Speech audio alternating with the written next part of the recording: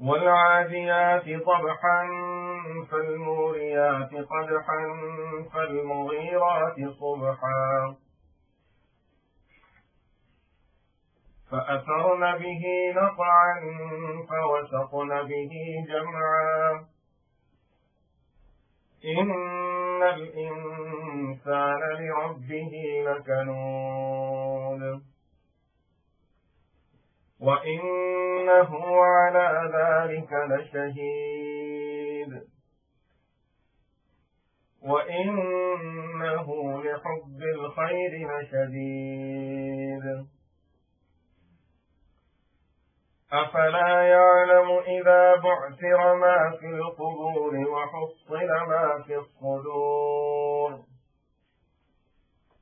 إن ربهم بهم يومئذ لخبير. صدق الله العظيم.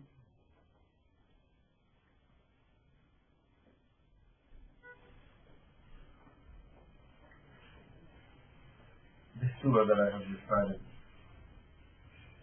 I'm sure we always hear this surah. It's one of the short surahs of the Quran al-Kareem.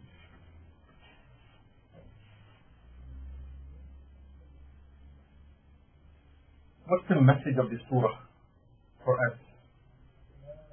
What is it that Allah subhanahu wa ta'ala is telling us in this surah? The surah starts with some oaths. If we get into those, we won't have time to go to the message of the surah. And this is not the time for tafsir, that we go into the details of the ayahs.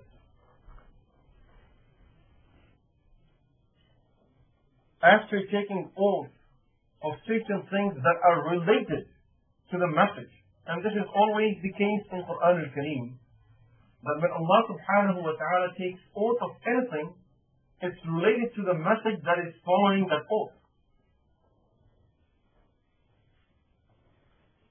When we take an oath, we will take oath of only Allah subhanahu wa ta'ala, because we are not allowed to take oath of anyone else. Allah is the greatest. For us, we can take oath of Allah subhanahu wa ta'ala to prove that whatever I'm saying, Allah is my witness in this. But when Allah subhanahu wa ta'ala takes oath, there is nothing greater than Allah subhanahu wa ta'ala. So He does not take oath of things that could be greater, wal-'iyadhu billah, because there is nothing like that. So He takes oath of things that are great for us, and at the same time related to the message that Allah subhanahu wa ta'ala is conveying to us by taking that oath. So there is always connection between that message and the oath. That is something that can be discussed in the tafsir of the Quran al-Kareem when people talk about the explanations of these ayahs of Quran al-Kareem. But I just mentioned it as a point for us to remember, and then we can understand that the message that is coming next is not something that is not related to this oath, it's related to it, but we don't have time to go into it. After taking the oath, Allah subhanahu wa ta'ala says, إِنَّ الْإِنسَانَ لِرَبِّهِ لَكَنُودٌ. Indeed, human being is very ungrateful to his Lord. Human being is very ungrateful to his Lord. وَإِنَّهُ عَلَى ذَلِكَ لَشَهِيدٌ. And he himself is witness on this. وَإِنَّهُ لِحُبِّ الْخَيْرِ لَشَدِيدٌ. And he is in the extreme of the love of the worldly gain. أَفَلَا يَعْلَمُ إِذَا بُعْثِرَ مَا فِي الْقُبُورِ. Doesn't he know that when things will be coming out of the grave, which means they, human beings themselves, وَحُصِّلَ مَا فِي الصُّدُورِ, and secrets of the heart will be revealed, that all of this will be known to the public, and will be revealed in the presence of Allah subhanahu wa ta'ala and all human beings. إِنَّ رَبَّهُمْ بِهِمْ يَوْمَئِذٍ لَخَبِيرٌ. And surely Allah that day knows each and every secret of what they were hiding in their hearts. إِنَّ الْإِنسَانَ لِرَبِّهِ لَكَنُودٌ. Indeed, human being is very ungrateful to his Lord. And he himself is a witness on this. How are we witnessing on it? Through our day-to-day actions. If we look at the blessings of Allah subhanahu wa ta'ala, uncountable favors and blessings of Allah subhanahu wa ta'ala, then we'll start looking into our minds and our brains.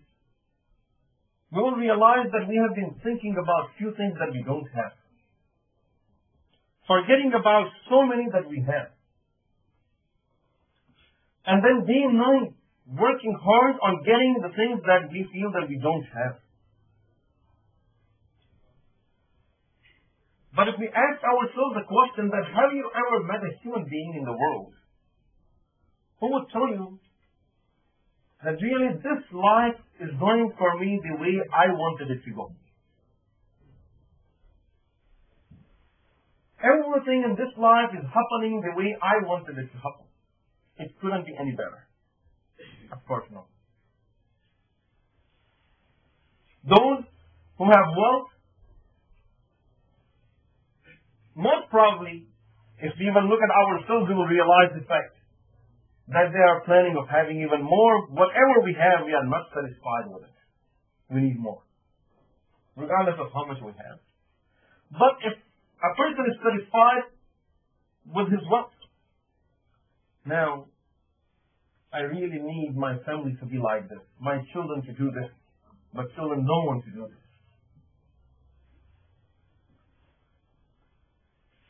I want my wife to do this and be like this, but she is not like this. Those who have them, they are not satisfied with them. Those who don't have them, they are looking forward to have those. So everyone is missing something. Life does not go in accordance with the wishes and willingness of human beings.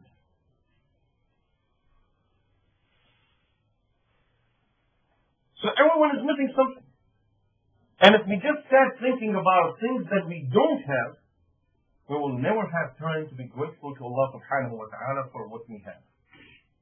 And what we have is much greater than what we don't have. If you look at our life, from the beginning up to this point, how many people have served us up to this point in our life? How many people really cared about us? They were working for us. They were worried about us.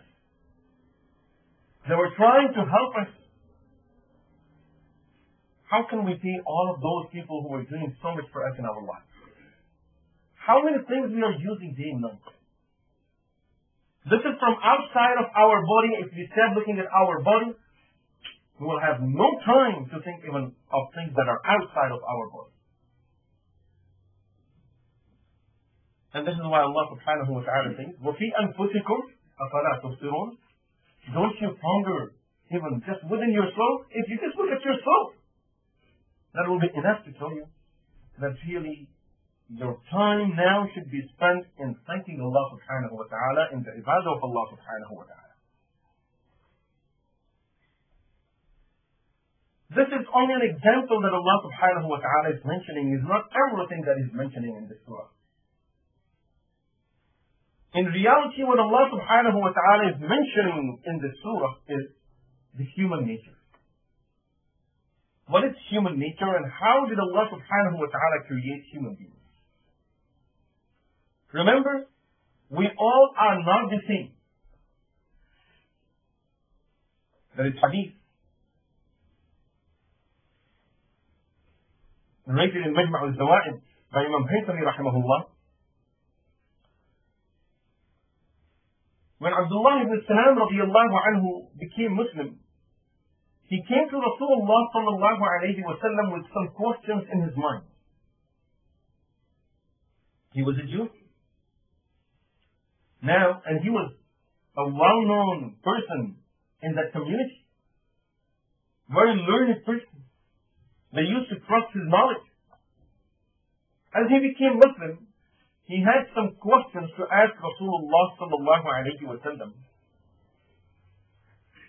When he approached Rasulullah sallallahu alayhi wa sallam, Rasulullah sallallahu alayhi wa sallam said to him, Abdullah, would you like to ask, or do you want me to just tell you?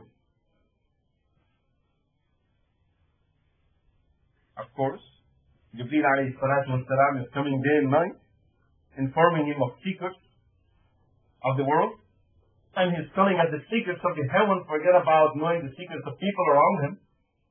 Quran is full of secrets of munafiqeen and others that were planning against Rasulullah sallallahu alayhi wa sallam.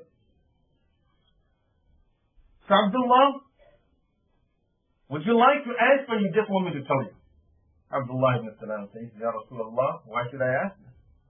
Just tell me. Rasulullah sallallahu alayhi wa sallam started informing him of things that he had in his mind to ask. And one of those things was that, Ya Rasulullah, how many types of human beings are there? Rasulullah sallallahu alayhi wa sallam replied that Allah subhanahu wa ta'ala said, I have human beings in the world, different types of human beings, and the types of human beings are as many as the pieces of the dust that you have in the world. If anyone can count how many pieces are there of the dust in the world, then he would know how many types of human beings are in the world. And then Rasulullah sallallahu alayhi wa sallam said that when Allah subhanahu wa ta'ala created the human being, خلق العقل, He created the brain. Some people got 1% of it. Some got 2% of it. Some got, and the hadith mentioned mafaqil,